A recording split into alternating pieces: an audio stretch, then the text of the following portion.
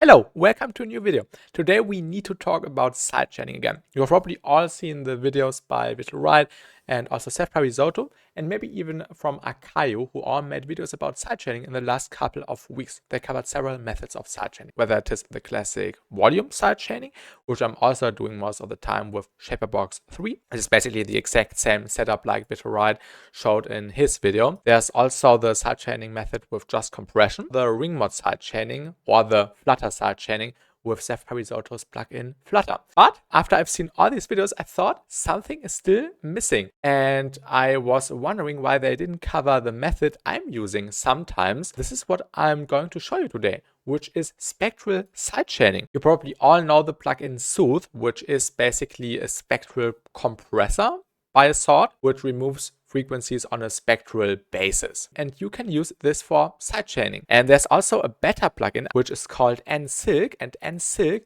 is basically an application or a plug data device made by Nasko, also a German producer and a plugin developer. However, this is not a plugin, this is a patch for the plugin plug data. It's basically like a Max for Live device, but you can use this in any DAW, and I can highly recommend you checking out these plug data patches by Nasko as well. I've been using these a ton in my projects.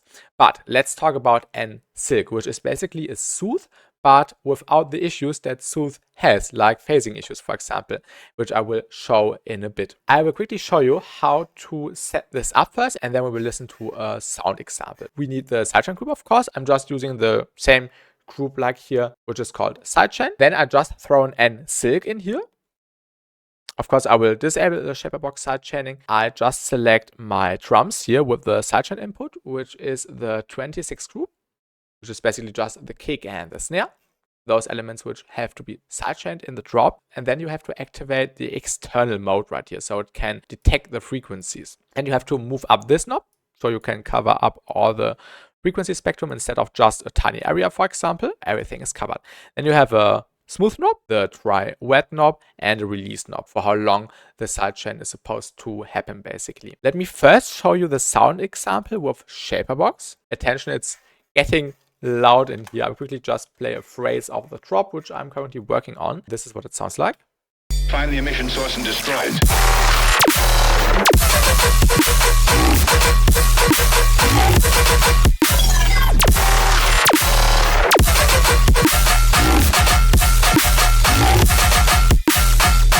So this is basically the classic volume automation sidechain. Let's switch to Nsilk. Find the emission source and destroy it. You can notice when you turn up the release knob a lot, Find the the emission source sidechain is getting really long. So I would recommend this to set up at a very low number. And also the smooth, I would dial it in like around 20%.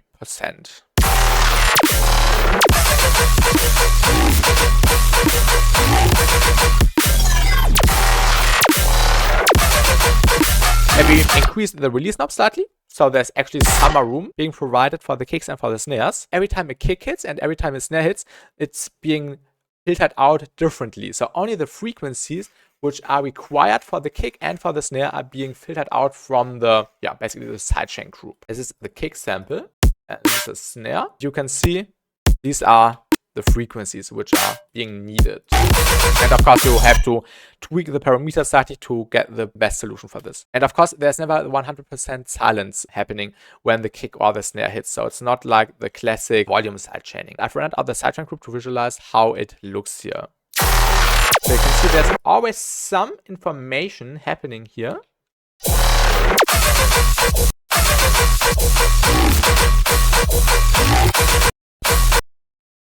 Which is basically just the information which is not being filtered out with Nsilk, or which is not being taken away from the drum samples themselves. This is what it sounds like with the Soothe enabled instead of the Nsilk.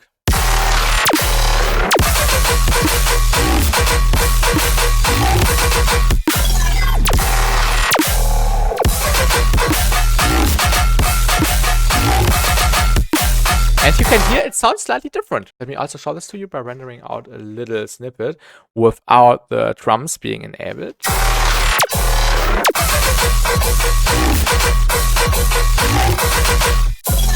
And you could already hear that it's sounding a little bit weird and washy and basically phased. So there are phasing issues happening here with this Soothe method. You can hear it on softer sounds a little bit better because this is being squashed together a ton. But Soothe isn't that clean instead of Nsilk. And this is why I would recommend this with Nsilk instead of Soothe. Also, especially in more melodic contexts, you can hear that more if you want to sidechain vocals to a synth group, and then you can hear some weird phased issues on the synth group.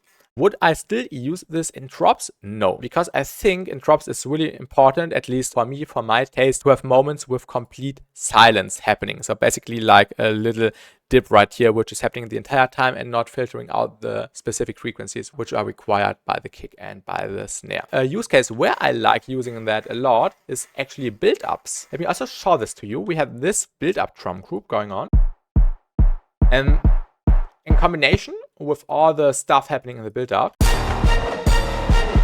it can distort slightly and also make it a little bit less clean, obviously, because low ends are clashing with each other. And this is why I'm using it on build-ups a lot. But not a ton, not to 100%, just a little bit with some release, some smoothing, and also the dry wet, not to the maximum.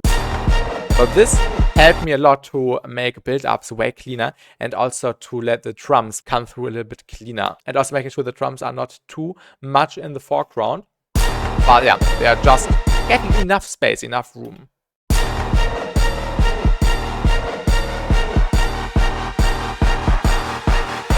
Yeah. You can see when the snares kick in, it's also filtering out some of the stuff here in the high end. If you just wanted to let it filter out low frequencies, you could just set it to the lower frequencies, like the mids and the lows. Also smooth it. There are many possibilities with Nsilk or with Soothe, but I can highly recommend you checking out Nsilk. It's really good for spectral sidechaining and also spectral masking. It's basically Soothe, but way cleaner and way more easy to understand in my opinion.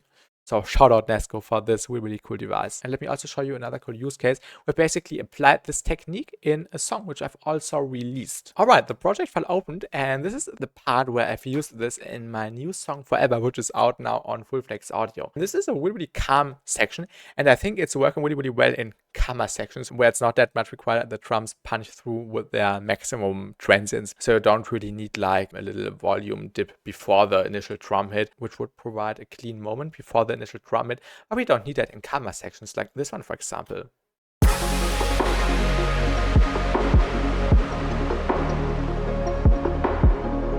And you can hear that this rendered bass pad is being sidechained to these drums here.